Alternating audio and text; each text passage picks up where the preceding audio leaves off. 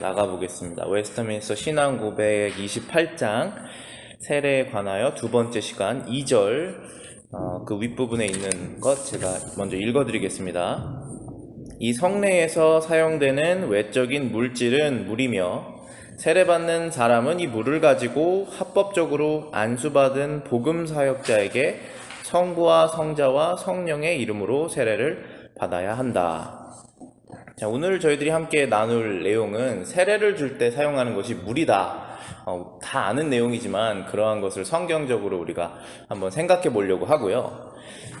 그리고 초반부에 이제 함께 나눌 내용은 이제 세례를 주는 사람이 교회에서 합법적으로 안수를 받은 복음 사역자가 해야 되는 이유가 무엇인지 그런 것도 잠깐 나눠볼 것이고, 세례를 줄 때 성부, 성자, 성령의 이름으로 세례를 받아야 된다. 그러한 명령에 대해서 저희들이 함께 살펴보려고 합니다. 1번 이제 보시면은 세례는 외적인 물질인 물을 가지고 있다라는 그런 내용이 있어요. 영어 원문으로 보시면 the outward element is water 이렇게 써 있죠. 외적인 부분, 내적인 부분 이렇게 나누자면 외적인 부분은 형식이고 내적인 부분은 영적인 은혜다 이렇게 말할 수 있죠. 결국은 내적인 부분, 그 은혜를 위하여 외적인 부분을 사용하는 것이죠. 그래서 제가 늘 설명해 드리지만 우리가 영이지만 몸을 갖고 있기 때문에 외적인 부분이 없이는 영적인 부분을 받아들이고 또 기억하는데 제한이 많다. 그러한 사람임을 하나님께서 잘 아시기 때문에 외적인 형식을 주셔서 그때 그거였었지 이렇게 기억하게 하신다라는 것을 제가 이제 말씀드렸습니다. 근데 세례는 외적인 물질이 딱 하나밖에 없어요. 그것은 물이죠. 물로 세례를 주는 것입니다. 여러 가지 다른 외적인 요소가 있을 수 있잖아요. 그런데 물로 하나님께서 정하셨다는 것이죠. 하나님의 지혜로운 방법으로 다 이유가 있겠죠. 두 번째 내용은 이런 것이 있었습니다. 합법적으로 안수받은 복음 사역자가 세례를 주어야 된다. 그런 내용이죠. 원문으로 보시면은 by 누구에 의하여 a minister 사역자 of the gospel 복음의 사역자에 의하여. 근데 이제 거기에 조건적으로 lawfully called 합법적으로 부름을 받은, 여기서는 이제 우리말 번역으로는 안수받은 이라고 되어 있는데 사실 안수는 ordination 이런 식으로 이제 표현을 쓰지만은 여기서는 이제 원문에서는 그냥 간단하게 called 라고 부름받은, 소명을 얻은 그렇게 말할 수 있겠죠. 이렇게 소명을 얻은 사역자가 해야 된다. 두 번째 내용이었습니다. 세 번째는 성부와 성자와 성령의 이름으로 세례를 받아야 하는 것이 맞다라는 것입니다. In the name of the Father and the Son and the Holy Ghost, Holy Spirit으로 세례를 주어야 합니다. 이 부분에 대해서 잠깐 이제 성경 구절 몇 개 한번 살펴보실게요. 고린도후서 5장 20절 말씀 읽어드리겠습니다. 그러므로 우리가 그리스도를 대신하여 사신이 되어 하나님이 우리를 통하여 너희를 권면하시는 것 같이 그리스도를 대신하여 간청하노니 너희는 하나님과 화목하라. 요 구절은 여기 사신, 그리스도를 대신하여 라는 부분 때문에 이제 인용을 한 것인데요. 합법적으로 안수받은 복음 사역자가 교회에서 하는 역할이 무엇이냐라는 것이 이제 사신의 역할이다. 그리스도를 대신하는 역할이다 라는 것입니다. 사실 크게 보면 모든 그리스도인들이 다 사신이죠. 사신이라는 것은 우리 저번에도 말씀드렸지만 한 나라에서 다른 나라로 파견한 대사관, 대사라고 이렇게 말할 수 있죠. 우리는 그리스도인이라면 하나님 나라의 백성으로서 지금 세상 나라에 살고 있는 사람이죠. 국적이 달라요. 시티즌십이 다릅니다. 하나님 나라의 사람으로서 세상 나라에 살고 있는 것입니다. 근데 이유가 있죠. 사신 대사가 되시는 이유는 그 나라를 대표하기 위해서 그곳에 있는 것입니다. 이 나라에 들어가려면 이러한 일을 해야 된다. 이 나라와 화목하려면 이러한 일을 해야 된다. 라는 그 역할을 하는 것이죠. 그래서 모든 그리스도인들이 다 그러한 크게 보면 대사 역할을 하지만 특별히 교회에서 안수받은 사역자가 그 역할을 대표적으로 한다라고 이해하시면 될 것 같습니다. 그래서 여기에서 보시면 우리가 라고 말하는 것은 이렇게 사도들이 그리스도를 대신하여서 사신이 되고, 그리고 우리를 통하여 너희를 권면하는 거예요. 하나님께서 그 사도들을 통해서 그리스도인들에게 권면하시는 것이 같이 그리스도를 대신하여서 간청한다. 하나님과 화목하라. 하나님과 화목을 할 수 있도록 그 역할을 한다는 것입니다. 여기 영어로 보시면은 We are ambassadors for Christ. 그리스도를 위한 우리는 대사들이다 되어 있고, 쭉 가시면은 As if God were pleading through us. 우리를 통하여서 너희들에게 간청하는 것처럼 We implore는 간곡히 부탁한다라는 뜻입니다. 우리는 간곡히 부탁한다. You, 당신들에게 on Christ's behalf. 그리스도를 위하여, 그리스도를 대신하여 간곡히 부탁한다. 그 목적은 무엇입니까? 어떤 것을 위해서 하는 것입니까? Be reconciled to God. 하나님과 싸웠던 존재가 화목해지는 것. reconcile은 화해한다는 뜻이죠. 여기서 우리말도 화목이라고 되어 있잖아요. 중간에 누군가가 매개체 역할을 하여서 화목하게 시키는 것입니다. 그 역할은 그리스도께서 하시는 것이죠. 그리스도를 대신하여 사신의 역할을 하는 것이 그리스도인들이다 라는 것입니다. 세상과 그거의 대표를 이제 안수받은 사역자가 교회에서 하고 있다 라는 것입니다. 고린도전서 14장 38절입니다. 모든 것을 품위 있게 하고 질서 있게 하라. Let all things be done decently and in order. 자, 이 구절은 고린도전서 14장은 이제 유명한 장이죠. 왜냐하면 특히 현대교회에서 많이 다루는 장인데, 왜냐하면 은사가 나와 있죠. 은사, 여러 가지 은사들, 방언도 그렇고 이제 여러 가지 의견들이 있잖아요. 방언에 대해서. 그래서 더 많이 다루는 장이기도 한데, 고린도 교회는 여러 가지 은사가 많았어요. 고린도 교회는 문제가 많은 교회예요. 고린도 교회는 아주 사람들이 강하고 사람들이 다양하고, 그리고 은사도 다양합니다. 그래서 화목하게 돼야 되는데 막 갈려 있어요. 이렇게 누구파 이런 식으로. 그리고 사람들마다 다 열심히 굉장해요. 그런데 하나가 잘 안 되고 그런 문제가 있었습니다. 뭐 교회마다 다 문제가 있죠. 그런데 이제 고린도 교회는 그런 문제가 있었는데, 이 고린도 교회를 향해서 사도 바울이 지금 레터를 2개를 썼는데, 그 중에 하나가 이제 첫 번째가 이제 First Corinthians이죠. 거기에 이제 14장에 보시면은 여러 가지 은사들이 있는데, 은사들은 이런 것이다라고 쭉 설명을 하는 내용이죠. 그 다음에 맨 마지막 절쯤에 가면은 14장 38절에 이 내용이 있는 것입니다. 이 내용이 뭐냐면은 모든 것을 품위 있게 하고 질서 있게 하라. 은사를 받은 사람이 있으면 그 은사를 사용을 할 때 대원칙은 이거다라고 하는 것입니다. 품위 있게, 질서 있게 사용해라. 왜냐하면 은사는 사용하라고 주신 것이니까. 그런데 은사를 잘못 사용하게 되면 교회에 문제가 생기니까. 이게 고린도 교회 문제였다고 제가 말씀드렸죠. 그래서 질서 있게 하라라는 것이 대원칙입니다. 그래서 이 구절을 지금 왜 썼냐면은, 합법적으로 안수받은 복음사역자, lawfully called minister이 세례를 줘야 된다는 그런 부분들이 하나님께서 교회를 운영할 때 질서 있게 운영하는 것을 원하신다는 거예요.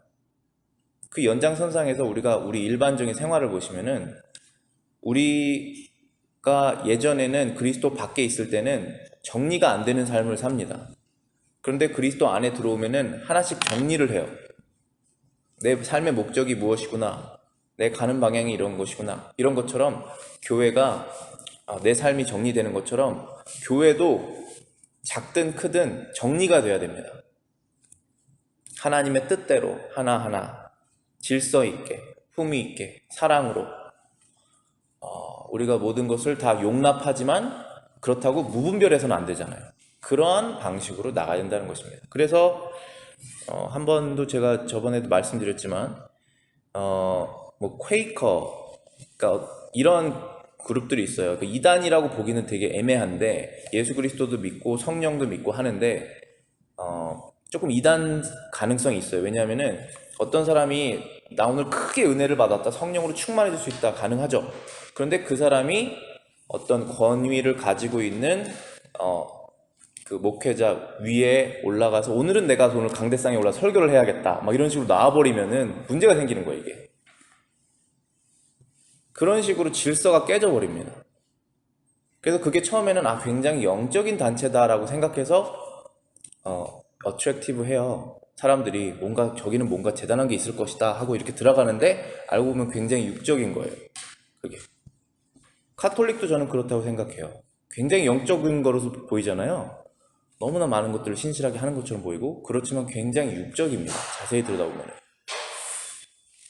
그래서 모든 것을 품위 있고 질서 있게 하는 것이 맞다라는 것이죠. 그 다음에 마태복음 28장 18절입니다. 너희는 가서 모든 민족을 제자로 삼아 아버지와 아들과 성령의 이름으로 세례를 베풀고 라고 되어 있죠. 예수님께서 제자들에게 하시는 말씀이었죠. 아버지, 아들, 성령의 이름으로 세례를 베풀어라 라는 그 명령을 받들어서 지금도 이때부터 지금까지 우리는 세례를 받으셔야 되는 분이 생기면 이렇게 세례를 줍니다. 아버지와 아들과 성령의 이름으로 세례를 준다, 세례를 드립니다 라고 선포하고 세례를 주는 것입니다. 여기까지가 이 2절에 대한 말씀이었고요. 그 다음에 이제 3절 내용 살펴보실게요. 세례받는 사람을 물에 잠그는 것은 필요치 않으며 물을 그 사람 위에 붓든지 뿌려도 올바른 세례가 된다. 자, 이 부분은 금방 이제 아시겠지만 침례, 영어로는 immersion이라고 그러죠. 그것이 필요하지 않다. 그리고 물을 그 사람 위에 붓든지 뿌리는 것이 올바른 세례다라는 표현을 씁니다. 그래서 재미있지만은 한번 생각해 보시면은 우리나라에서는 침례교라고 말하죠. 근데 그 침례교는 미국에서는 바프티스트라고 말해요. 바프티스트는 세례 주는 사람들이라는 뜻이겠죠. 그런데 영어로 침례는 baptism이 아니에요. 영어로 세례가 baptism이고 침례는 immersion이라고 말합니다. 근데 immersion이라는 뜻은 푹 담근다는 뜻이에요. 저는 이제 감리교 출신이고 지금 장로교이기 때문에 어렸을 때는 부모님 따라 감리교를 나왔고, 다행히 다른 점이 없는 게 유아 세례랑 그 다음에 침례를 하지 않는 것이 다른 점이 없어요. 그래서 이 부분에 대해서 크게 저는 어려움을 이렇게 겪은 적이 별로 없고 당연한 것이다 이렇게 받아들이고 있는 것인데, 가끔 이제 우리 장로교에서 장로교 신학이 개혁주의 신학이니까 이 성경을 은사주의적으로 바라보지 않고 성경을 기복주의적으로 바라보지 않고 성경을 성경 그대로 좀 바라보자 하는 사람들이 점점점 오다 보면은 개혁주의 쪽으로 많이 오게 되거든요. 그렇게 되다 보면은 거기에 침례교인들도 많이 섞여 오게 돼요. 그래서 Reformed Baptist Church들이 미국에 많이 있습니다. 신학은 개혁주의적인데 세례 주는 것은 침례를 주는 것이 맞다라고 생각하는, 아직도 그런 사람들이 섞여 있는 그런 면들이 있어요. 근데 오늘은 이제 간단하게라도 저희가 성경에서 말하는 세례가 무엇이고 왜 우리가 뿌리는 세례를 올바른 세례라고 말하고 푹 담그는 것이 필요하지 않다라고 말하는지 우리 한번 살펴보려고 합니다. 여기 밑에 1번 보시면은 침례파 형제들과 나머지 그리스도인들 사이의 세례에 관한 논쟁은 세례 방법에 관한 것이 아니다. 제가 여기 이제 침례파 형제들이라 그런 것은 침례교인들도 다 그리스도 안의 형제들이죠. 어떤 교회든지 간에 그 교회가 100% 천국 간다는 보장은 없지만 그 그룹이 진실된 그리스도인이라는 것은 맞잖아요. 그래서 그 형제들, 침례파 형제들이라고 표현할 것입니다. 침례파 형제들과 아주 소수예요. 크게 보면 소수고 나머지 전체 그리스도인들 사이에 세례에 대한 논쟁이 있어요. 그 논쟁은 우리가 쉽게 생각했을 때 방법 차이다라고 생각하지만 그게 아니다라는 거예요. 논점은 세례의 방법에 관한 것이 아니다라는 거예요. 그것을 설명해 드릴게요. 뒤로 넘어가 보실게요. 그것은 오히려 세례가 의미하는 것에 관련된 것이다. 1번, 침례파 형제들은 예수님의 세례의 명령이 잠그는 것이다, 잠그라고 하는, 여기 나왔죠, 영어로 immerse, 잠그라는 간단한 명령이었고, 그 목적, 잠그는 목적은 신자가, 믿음을 얻은 사람이 그리스도와 함께 죽으며 장사되며 부활하는 것을 의미한다고 말한다. 성경을 그렇게 해석하는 거예요. 그런데 침례파 형제들 말고 나머지 모든 그리스도인들은 입장은, 세례라는 것은 잠그라는 것이 명령이 아니라 물로 씻으라고 하는 간단한 명령이다. 그리고 그 목적은 성령에 의한 정화를 상징하려는 것이다 라고 말한다. 그래서 두 가지를 말하고 있는 거예요, 지금.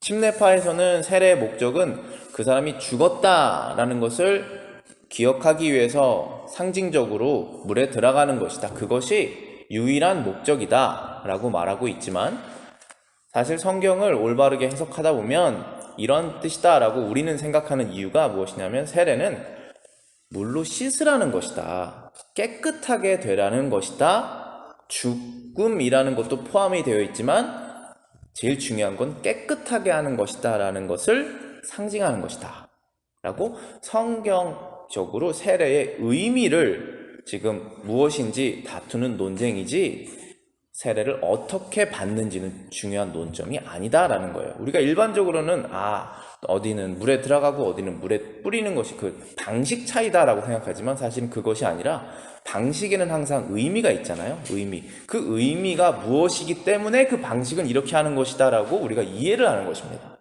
우리 형식주의자 아니잖아요. 물에 들어가든 뿌리든 무슨 상관이겠어요? 의미가 똑같다면. 그것이 아니라 의미를 다르게 생각하기 때문에 그 얘기를 아직도 하고 있다는 것입니다. 그렇게 모든 얘기를 하고 있는 이러한 그리스도인들이 어떤 이권 때문에 싸우는 것도 아니고, 어떠한 무슨 아집 때문에 싸우는 것 아니고, 진짜로 성경이 무엇인지 해석하는 게 다르기 때문에 그렇게 논쟁들이 있다라고 생각하시면 됩니다. 세 번째 보시면은, 그러므로 씻는 방법은 세례와 아무 관계가 없다. 따라서 본질적이지가 않다. 여기 indifferent라고 되어 있는데, 이제 제가 참고한 주석에는 indifferent라고 되어 있더라고요. 그것이 본질적이지가 않다, 중요하지가 않다라는 내용이에요. mode of baptism, 어떻게 세례를 받든지 그 의미만 정확하게 안다면 중요하지 않다라는 것이 저희의 입장입니다. 그래서 여기 또 나와 있죠. 그렇기 때문에 품이 있고 질서 있게만 하면 된다. 네 번째입니다. 세례의 본질은 세례받는 사람이 물로 씻겨지는 것이다. 그렇기 때문에 세례의 본질은 물에 있는 것이다 라는 것입니다. 물로 어떻게 세례를 주느냐가 본질이 아니라 무엇으로 세례를 주느냐가 본질이라는 거예요. 왜냐하면 죽는 것, 푹 잠겨서 죽는 것이 본질이라면 흙으로도 줄 수 있잖아요. 잠깐 땅 파놓고 들어가면 되는 거잖아요. 그렇게 될 수도 있는 거 아니겠어요? 방법이 아니라 의미입니다. 내가 깨끗하게 씻겨지는 것을 말하는 것입니다. 그래서 물을 가지고, 물의 양도 상관없어요. 또 여기 물이 있으니 세례를 주자, 상징적으로 하는 것입니다. 세 번째 보실게요. 3번. 대다수의 그리스도인들의 견해가 옳다는 증거. 그러니까 우리 침례파 형제들 말고 거의 모든 대부분 그리스도인들이 생각하는 그 견해가 지금 우리의 견해인데, 그것이 옳다라는 증거는 여러 가지 있는데 다음과 같습니다. 첫 번째는 물로 씻음은 성령으로 씻음을 표시합니다. 자, 우리가 물로 씻는다고 해서 여러분의 영혼이 씻어지지가 않죠. 그렇죠. 우리는 물로 하루 종일 이렇게 먼지 뒤집어 쓰고 집에 가서 샤워를 하는 이유가 먼지를 떨어뜨리려고 샤워를 하는 거잖아요. 그런데 먼지를 떨어뜨렸다고 해서 내 영혼이 씻어지지는 않잖아요. 그렇기 때문에 물로 내 마음은 씻을 수가 없습니다. 하지만 그것을 상징하는 거예요. 상징은 무엇을 의미하는 것입니다. 실제로 씻어진다는 것을 알려주시는 거예요. 그럼 물을 무엇을 의미하는 것이냐? 물은 성령을 의미하는 거예요. 우리의 영혼의 죄를 무엇으로 씻을 수 있습니까? 결국은 예수님의 피로 씻을 수 있는데 그것을 성령이 하시는 거예요. 그래서 물의 씻음은 성령의 씻음을 말하는 것이다. 이 성령의 씻음이 없이는 아무도 깨끗한 마음이 생겨지지가 않습니다. 육적인 마음만 생길 뿐이에요. 그렇기 때문에 성령의 역사가 각자 마음속에 들어가야 된다는 것입니다. 두 번째, 그럼 성령의 씻음은 무엇을 의미하냐? 성령의 씻음은 그리스도와 연합을 시키는 것이다. 우리 표현으로 누군가가 in Christ, 누군가가 out of Christ, 이런 영어적인 표현을 쓰거든요. 연합이 안 됐다는 거예요. out of Christ는 보이지 않는 서클이에요. 그리고 사람이 볼 수도 없어요. 완벽하게 자기 자신의 구원을 판단하기도 바쁘잖아요. 우리는 다른 사람의 구원을 판단하기가 어렵습니다. 고백하면 고백을 인정하는 뿐이에요. 그래서 그 고백을 인정된 사람은 연합을 하는 것인데, 그리스도와 연합을 하는 것인데, 사람이 그리스도와 연합을 할 때는 새롭게 태어나서 씻김을 받은 그 사람이 그리스도와 연합을 할 수가 있는 것입니다. 그래서 누군가가 어떤 교회의 정식 교인이 되려면 반드시 세례를 받으셔야 된다 먼저 라고 하는 이유가 바로 그런 것입니다. 세례를 받아야 된다는 뜻은 어떤 교육을 해서 이수를 해서 받으라는 그런 이수 시스템을 말하는 것이 아니잖아요. 진짜 믿음이 생긴 다음에 교인이 되십시오라고 말씀드리는 것이잖아요. 그리고 그러한 믿음이 있으면 반드시 이 형식적인 부분이지만 세례를 하시고 멤버가 되셔야 된다는 것이 성경적인 것이다. 왜냐 하면 그 세례는 그리스도와 연합을 뜻하기 때문에 그렇다는 것입니다. 세 번째입니다. 그리스도의 연합은 그분의 죽음, 그분의 부활에 참여하는 것, 그분의 새 생명을 얻는 것, 그분의 의를 입는 것, 그분의 기업을 함께 받는 것 등에서 우리를 그분과 하나 되게 한다. 세례는 이러한 모든 결과를 나타낸다. 세례가 무엇인지 한마디로 설명하기가 참 어려워요. 우리 침례파 형제들은 세례는 예수님과 함께 죽은 것이다, 그리고 부활한 것이다, 죽은 것이다, 장사된 것이다, 부활한 것이다, 그 예수님께서 3일 동안 죽으셨던 그것 있잖아요.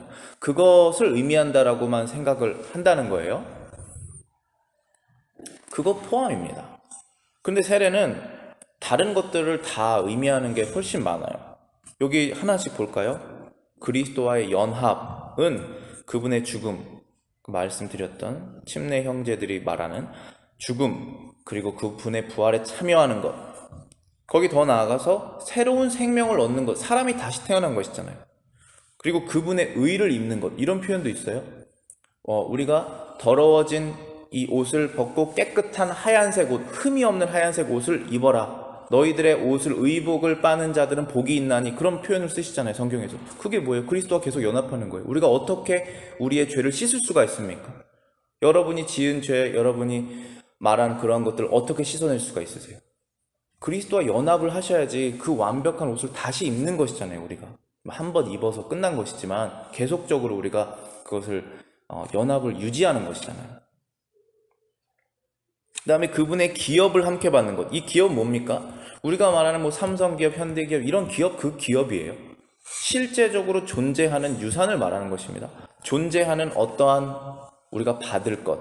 여기서 뭐겠어요? 천국, Kingdom of God. 우리가 영국 대영제국을 유나이티드 킹덤이라고 그러잖아요. 그러한 실제적인 킹덤이 존재한다는 거예요. 영적이라고 해서 실제적이지 않잖아요. 이 땅에, 이 새하늘과 새 땅에 존재할 거 아니에요. 그곳에 우리가 들어가서 참여하는 나의 어떠한 작은 프로포션이지만 아니면 프로퍼티가 있겠죠. 방이 있다고 말씀하셨으니까 실제적인 어떠한 기업을 받는 것도 세례에 다 포함이라는 것이죠. 그분과 하나 되는 것. 그렇기 때문에 세례라는 것은 이 모든 것을 다 포함해서 설명하고 있는 것입니다. 그렇죠. 단순히 죽고 살아났다라는 것만 말하고 있지 않습니다. 그래서 여기 제가 이제 참고한 주석을 보시면 이런 내용이 있어요. 영어로 먼저 제가 읽어볼게요. None of these have anything to do with the mode of baptism, because it is simply absurd to suppose that the same action can at the same time symbolize things so different. 자, 해석하면은 이러한 것은 제가 3번에 말하는 여러 가지 세례를 통해서 의미하는 다양한 것들을 이제 받아서 설명하고 있는 것입니다. 이러한 것들은 세례의 방법과는 하나도 관련이 없다. 왜냐하면 동일한 행동이 동시에 그렇게 다른 것을 상징해야 한다고 생각하는 것은 그저 터무니없다 라고 A.A. 하치 이제 목사님이 말씀하셨어요. 너무나 동의해요. 저도 세례를 침례 형제들이 말하는 것처럼 침례로 욕조에다 물을 받아놓고 한번 머리 털까지 완전히 다 들어갔다가 나오는 그 행동, 그 액션이 그리스도의 의를 입는 것, 새로운 생명을 얻는 것, 부활에 참여하는 것, 그분의 기업을 얻는 것, 그분과 연합하는 것을 다 의미한다라고 생각하는 것 자체가 absurd하다. 그것이 터무니없다. 그렇게 될 수가 없다. 그렇기 때문에 그 mode, 어떻게 세례를 받는 것이 가장 중요하다라고 생각하는 것은 너무 이상하다라는 거예요. 전 너무 이 말이 너무 이해가 돼요. 오히려 그것 말고 그것을 통해서 그리스도와 하나가 되었다라는 것을 우리가 의미하는 것, 내가 깨끗하게 되어서 그리스도와 연합됐다라는 것을 그 의미를 한다는 것이 더 맞죠. 우리가 그리스도와 하나가 되려면 깨끗해져야지 하나가 되기 때문입니다. 하나님의 나라는 죄 없는 사람만 들어갑니다. 그럼 누가 들어갈 수 있습니까? 그리스도만 들어가시는 거죠. 그럼 우리는 왜 들어갑니까? 그리스도와 연합되어서 그분에게 속하진 수많은 베네핏을 우리도 값없이 얻게 된 것이죠. 그 값은 그리스도께서 치르셨기 때문에. 그래서 들어가는 것입니다. 우리도. 그래서 오직 그리스도의 영광만 드러나는 것이에요. 세례는 바로 그것을 의미하는 것입니다.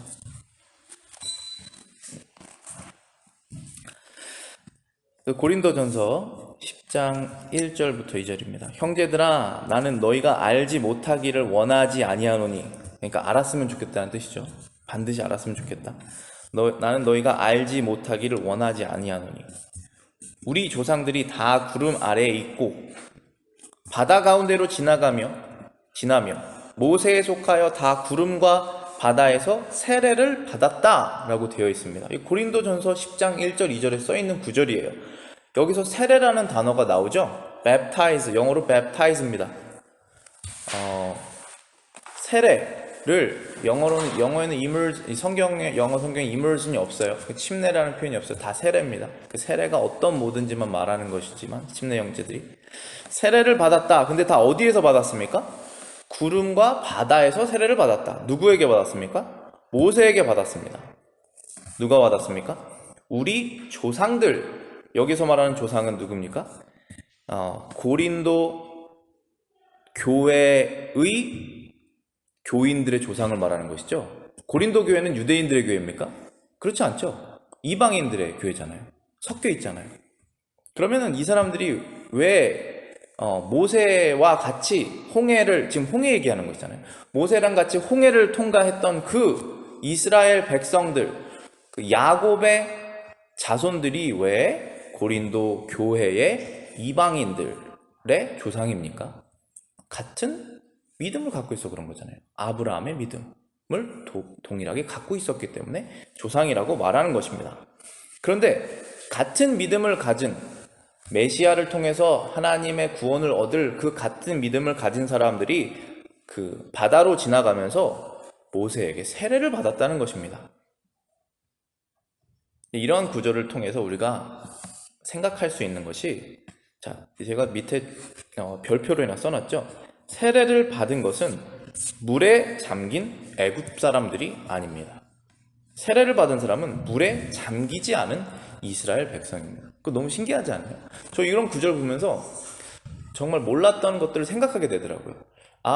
홍해라는 바다는 실제로 존재하잖아요. 지금 레드시가 있잖아요. 그 홍해라는 바다가 이제 갈려서 마른 땅이 나왔습니다. 그렇지 않으면 지나갈 수가 없어요, 거기에. 그런데 그 기적을 행하셨어요. 어떻게 행하신지 기억하세요? 뭐로 그 바다를 가르셨죠? 밤새도록 바람을 불게 하셨죠? 그래서 바람으로 바닷길을 내신 거예요.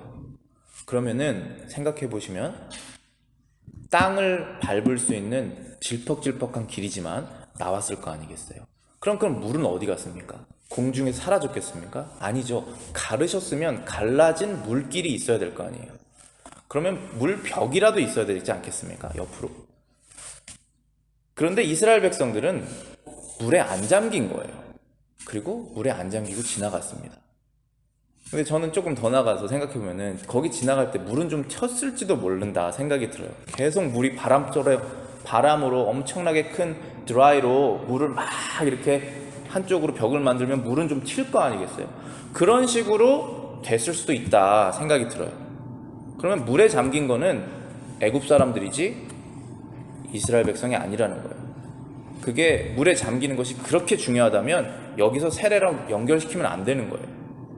오히려 세례는 죽지 않고 살아나온 사람들이 세례를 받게 된 것이고, 그 사람들은 오히려 물에 안 잠기고 어쩌면 물로 이렇게 튀김을 받으면서 뭔가 우리들이 정화돼서 나온 그런 느낌으로 나온 것이 아닐까, 그렇게 생각할 수도 있다고 생각해요.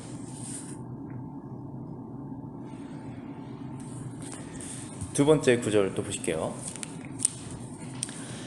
히브리서 9장 13절부터 14절입니다. 염소와 황소의 피와 및 암송아지의 죄를 부정한 자에게 뿌려 그 육체를 정결하게 하여 거룩하게 하거든. 하물며 영원하신 성령으로 말미암아 흠없는 자기를 하나님께 드린 그리스도의 피가 어찌 너희 양심을 죽은 행실에서 깨끗하게 하고 살아계신 하나님을 섬기게 하지 못하겠느냐.